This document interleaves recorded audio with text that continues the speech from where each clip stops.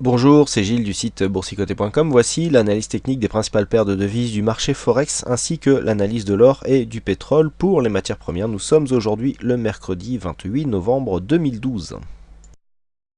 Et aujourd'hui sur l'euro-dollar, eh bien, nous avons une continuité du mouvement baissier ici qui est venu marquer un point bas. Donc nous avons cassé ici ce retracement des 50% de Fibonacci.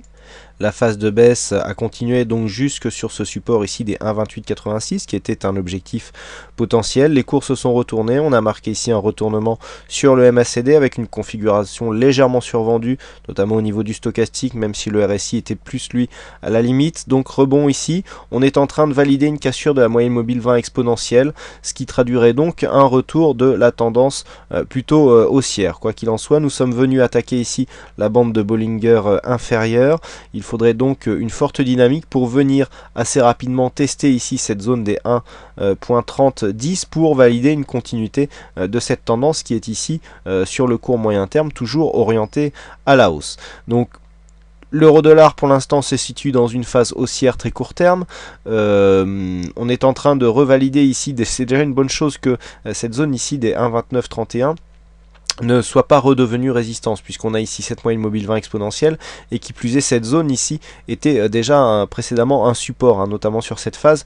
Le fait ici d'avoir validé une cassure et de revenir sous cette zone comme une résistance, eh bien plaiderait plutôt pour la continuité du mouvement baissier. Là c'est pas du tout ce qui est en train de se passer, puisque l'euro-dollar continue à monter. Vous voyez, on est en train de valider totalement la cassure de cette zone des 1,2930, et donc on est en train de confirmer ici une poussée haussière qui est d'un point de vue court terme tout à fait dynamique. Donc là vous voyez, le temps que je fasse cette analyse, on a gagné quasiment plus d'une dizaine de pips.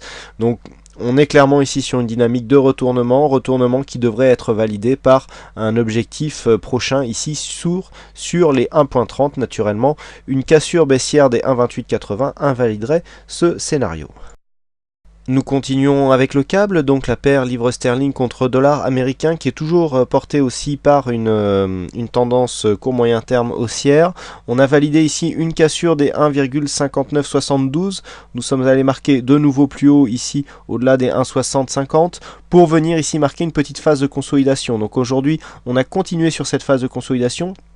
On est revenu marquer ici un point bas sur le retracement des 38,2% de Fibonacci. Donc non, c'était sur une précédente tendance baissière, pardon.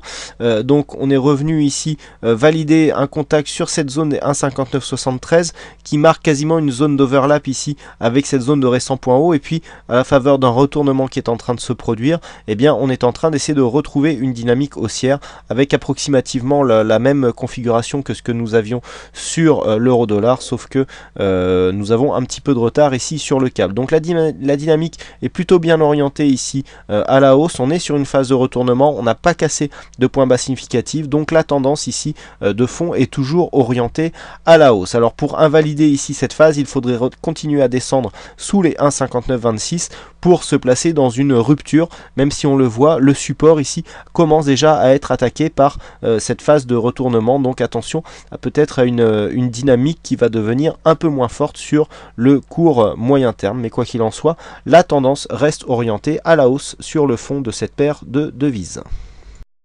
Sur le dollar yen, nous avons une continuité du mouvement de consolidation ici, puisque depuis cette phase qui était portée par un support assez dynamique qui a cédé ici courant de la semaine dernière, eh bien les cours sont en train de redescendre tout doucement. On est vraiment dans une phase de consolidation assez légère. En témoignent ici les retracements de Fibonacci, puisque les 23,6 ont juste été cassés aujourd'hui. Et si nous nous rapprochons, eh bien nous pouvons nous rendre compte que suite à la cassure que nous avons connue dans la nuit, eh bien cette zone ici des 81,97 eh bien s'est placé en zone de résistance par rapport à la tendance, et donc on a bien une validation ici de la phase de consolidation qui devrait venir chercher un objectif aux alentours des 81,45.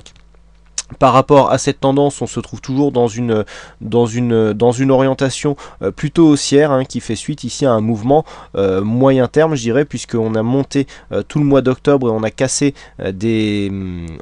des zones techniques assez importantes, et bien qui restent pour l'instant dans la continuité haussière, hein, puisqu'on voit ici qu'on pourrait revenir sur au moins jusqu'au 31,45, voire même taquiner ici les 81, sans remettre en cause cette tendance, puisque même ici sur cette zone des 80-64, nous avons cet ancien plus haut significatif qui pourrait très bien revenir support et donc continuer ici sur assurer une continuité de ce mouvement haussier. Donc là pour l'instant, avant qu'on s'oriente à la baisse, on a quand même du chemin à faire et le fond de tendance reste toujours à la hausse sur le dollar yen. Donc pour l'instant, objectif ici de consolidation à 61,45 pour valider un contact avec les 38,2% de Fibonacci.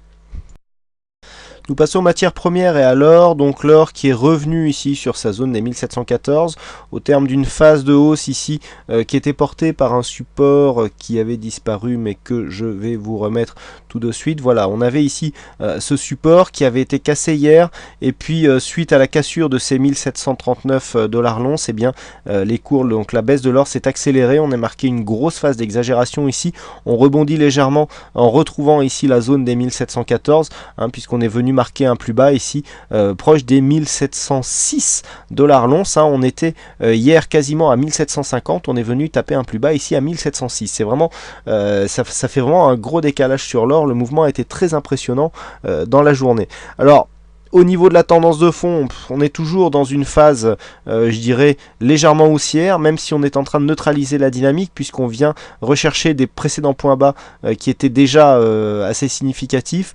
Et donc, malgré le fait que l'on aille ici chercher des nouveaux plus hauts, et bien, le fait de revenir ici sur les points bas montre que cette hausse est relativement fragile. Donc, tant que cette zone ici des 1705-6 dollars l'once tient, on est toujours potentiellement sur un mouvement plutôt haussier. Par contre attention ici, une cassure de cette zone et donc des 1700 dollars l'once qui reste un seuil psychologique important, et bien pourrait réorienter la tendance vers les 1676 et donc réintégrer ici une zone de range, hein, qui avait déjà été utilisée, même si la zone qui se situe au-dessus des 1714 pourrait déjà constituer une zone d'oscillation horizontale. Donc pour le moment, la baisse enregistrée aujourd'hui ne réoriente pas la tendance court moyen terme.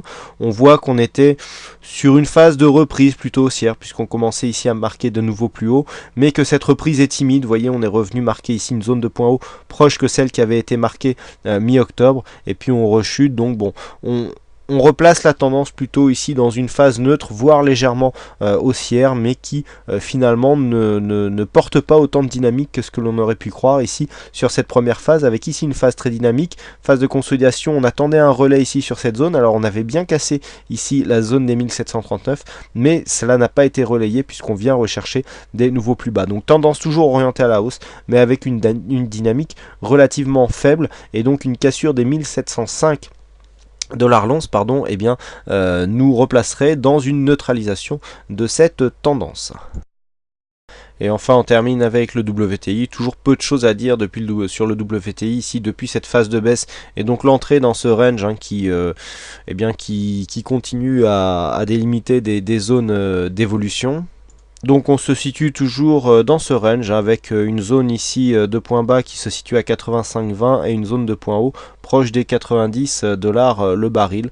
On a connu une petite phase de baisse aujourd'hui, mais vous voyez que rapporté en unité de temps 4 heures, eh bien, on se situe ni plus ni moins que dans le bas du range. Donc il faudrait vraiment une cassure assez forte, puisque vous voyez, on a des tests des fois qui provoque des petites cassures et puis finalement on remonte.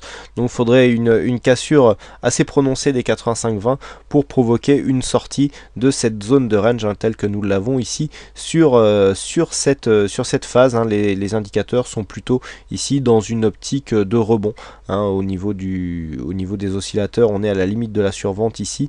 On sent ici qu'un retournement pour intervenir sur le MACD, et donc à l'approche ici de ce bas du range, eh bien on sait ce que cela peut vouloir dire. Voilà ce que l'on peut dire donc sur ces analyses techniques Forex et matières premières. Il ne me reste plus qu'à vous souhaiter à toutes et à tous une bonne soirée, bonne chance dans votre trade et donc je vous retrouve dès demain pour d'autres analyses techniques en vidéo. Bonsoir à tous et bonne soirée.